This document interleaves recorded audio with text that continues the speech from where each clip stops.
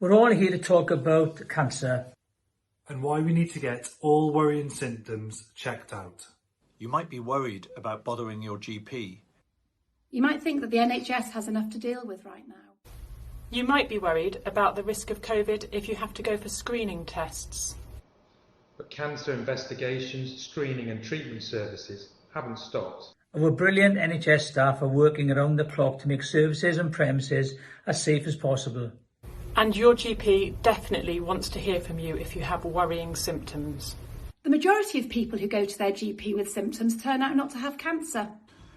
The majority of people who have screening tests or investigations turn out not to have cancer either. The chances are you'll be fine.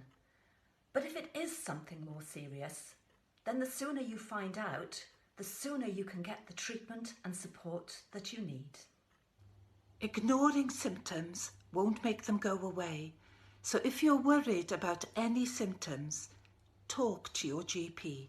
If you are called for screening, make sure you go. If you are referred for tests at your local hospital, please attend. Healthcare professionals across Wales have worked tirelessly to make the way you will be seen and investigated as safe as possible. Get yourself checked. Help the NHS to help you. For more information, click on the link below this video. Thank you.